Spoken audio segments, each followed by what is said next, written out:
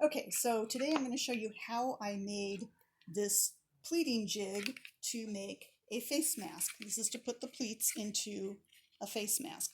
Now this is my original one that I demonstrated in a previous video.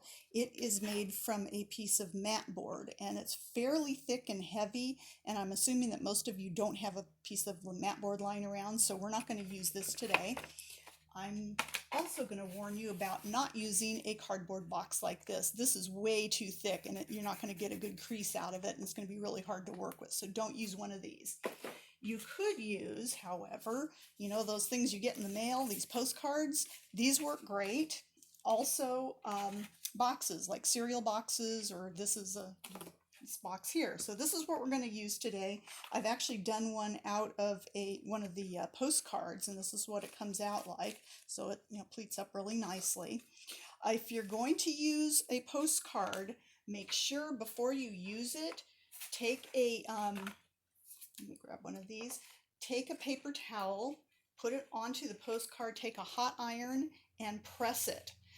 You want to make sure that the ink doesn't come off onto the paper towel. If it does, don't use the postcard because you'll transfer the ink to your fabric and you don't want to do that. So let's make a jig. So I've already pre-cut this piece, and there is one of my masks that hasn't been pleated yet. So it's way too long, it's just about the right width, so we're just going to go with this. So what you do is you start by pleating one of your masks, and I've already done that with this one. I've pleated it and I've ironed it. It's a little bit off, so this side comes up a little bit more on this pleat.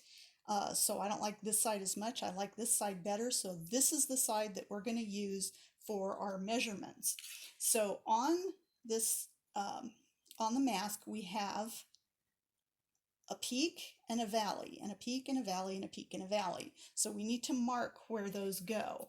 So I'm going to do that with a couple of markers, and I'm going to use two different colors. So put the top of the mask at the top of the cardboard, and it's really hard to see, so I'm just kind of spreading it out and feeling for where the peaks are. So I'm just marking the peaks right now. So there's one peak. Here's the next peak, and it is right there.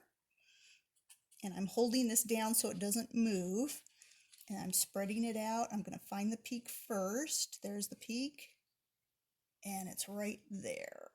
So I'm marking that peak. Okay, so put that one away, and we're going to mark the valleys in blue. So do the same thing again. Make sure that's at the top. Okay, there's the valley. So mark that, hold it, find the next valley, mark it, hold it, find the next valley, spread it out, mark it, and there we go. Okay, so you can put that aside, and I'm going to just take my ruler and see if these are somewhat even. They're kind of close, 3/4, a little less, approximate. That's good. You want to make sure that the distance between the, how do I say this part of the slope of the peak is smaller than this part here. So this has to be smaller than this part. This part has to be smaller than this part. So make sure of that, because you don't want your pleats to be all overlapping. You want them to have a little bit of offset like this. Okay, so we're ready to start pleating. So peak is in pink and the valley is in blue. So the valley, we're going to do that. And I'm going to take my marker and crease the cardboard. Do the next one. Make sure it's even. Fold it over, crease it. Do the last one.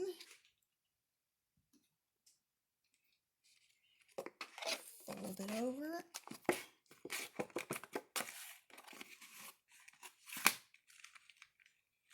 And crease it. Okay, so we've just done all of the valleys. Now we need to do the peaks.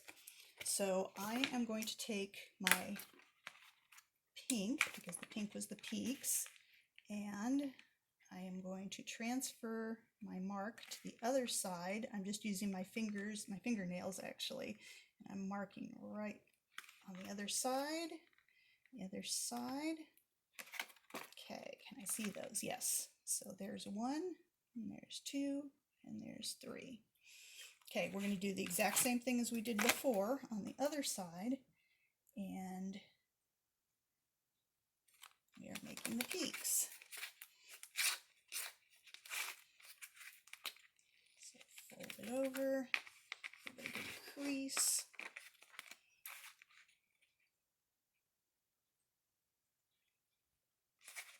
Oops, is that straight? Yeah.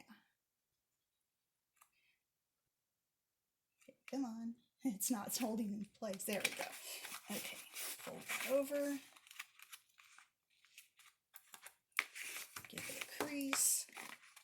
And the last one actually has the crease from the box, so we just want to make sure it's straight and crease it down.